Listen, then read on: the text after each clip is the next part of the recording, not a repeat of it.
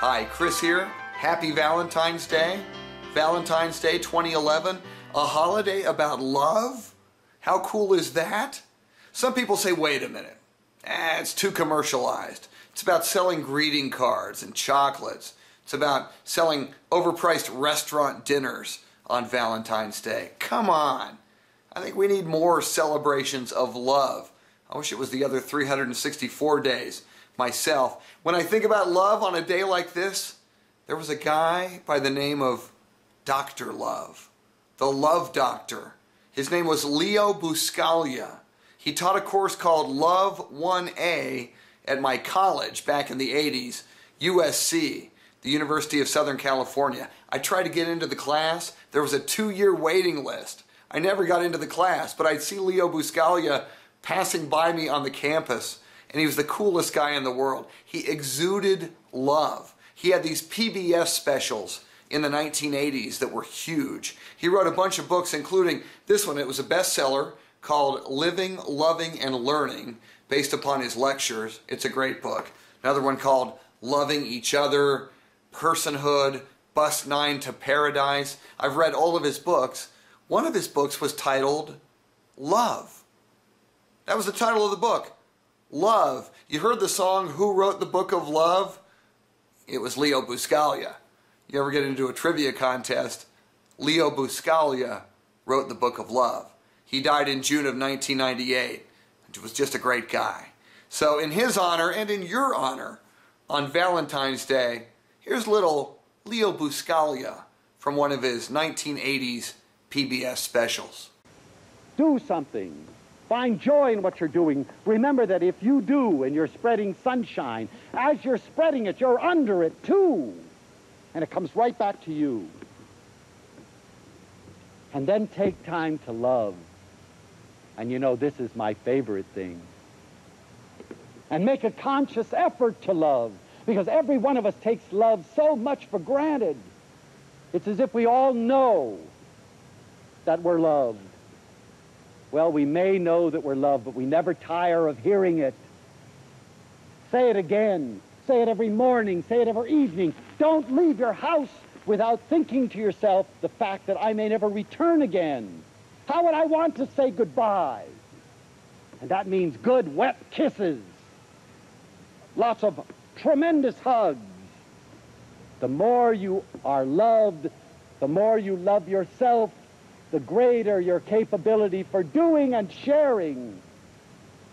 It always frightens me that we have so little self-respect. When you tell somebody that they're wonderful, they say, who, me? Wouldn't it be nice if you could stand up straight and say, you're so right.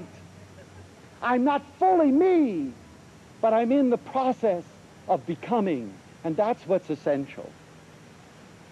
Learning again to love and respect you, knowing that out of that you can understand all of the dynamics of you, and therefore it makes me more capable of loving you. It's not an ego-centered thing. It's probably the least ego-centered thing I can be involved in. The process of wanting to be all that I am so that I can give you the perfect gift. And I want to become and become and become as far as love is concerned. Bertrand Russell said, those who have never known the deep intimacy of an intense companionship or happy mutual love have missed the best thing that life has to offer. And the resulting disappointment inclines these loveless people to envy and oppression and cruelty. I really believe that at the basis of all cruelty and unhappiness lies an unloved human person. Now, that may seem like an oversimplification, but it's proved again and again and again. There was an old adage that I once heard that said, no matter what the question is, love is always the answer. And you know that the more that I grow and the more that I become and the more that I learn, the more that I'm sure that's the truth. But you know, at the beginning, we almost have to dedicate ourselves to the process of love. It would seem that it's a natural outgrowth of who we are. It isn't. Somehow or other, we've become estranged from love. We've got to start again in the process. If we're fearful, we've got to start risking again, reaching out again. trying to touch again, reawaken again. It's always there. Love never dies. At best, it's lying dormant. Dive in the middle of it, wake it up, and then put it into real action and watch what it does to you and to the people in your lives. But remember that all of these things are done in the now. Time belongs to us. It's our time. It's nobody else's time if we take full control of it. But it's always in the now. That's the essence. Too many of us have spent all of our lives decrying the fact that we didn't have the kind of youth or the kind of experiences that we could learn from in order to dedicate ourselves to love and to life. What a pity! There's nothing you can do about what happened to you. It's done. It's over. Take it in your arms. Love it. Caress it. Say, it's my history. It may not be the greatest history in the world, but it is my history, and it brought me to where I am now. And that's what's important, because I have to start from there. And others of us are dreaming so much in the future that we miss the now. We're always living for a tomorrow that never comes. I'll do it tomorrow. I'll see her tomorrow. I'll tell him I love him tomorrow. And then it's too late. There's no such thing as tomorrow. The only reality is now. Yesterday and tomorrow are illusions. There's a wonderful book called Man in Time by Priestley. I'm sure many of you have read it. And there's a beautiful statement in there by Maurice Nicole. He says, "Time man in us does not know the now. He's always preparing for something in the future or busy with what happened in the past. He's always wondering what to do and what to say and what to wear and what to eat at the next moment and tomorrow.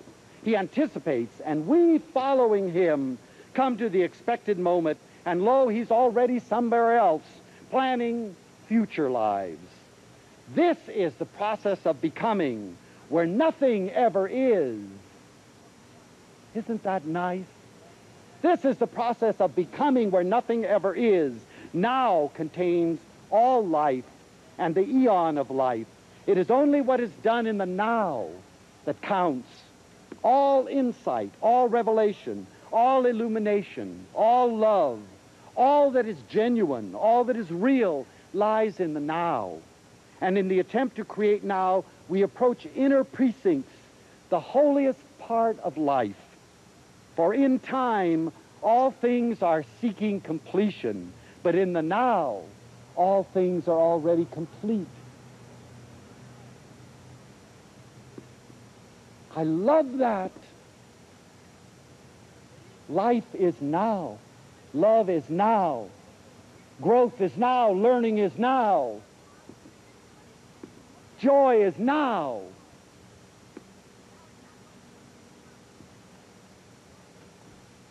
Ecclesiastes reminds us of something wonderful. It says there is a time to be born and a time to die. A time to plant and a time to harvest. A time to destroy and a time to rebuild. A time to cry and a time to laugh. A time to grieve and a time to dance. A time to find and a time to lose. A time for keeping and a time for throwing away. A time for quiet and a time for speaking up. You have a limited amount of time. And the time that you have is now. And the time to love is now.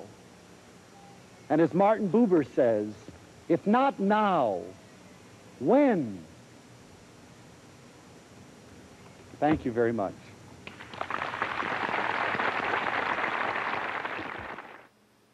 Leo Buscaglia, a guy who was all about the love. He wrote the book of love. We should all write books like that.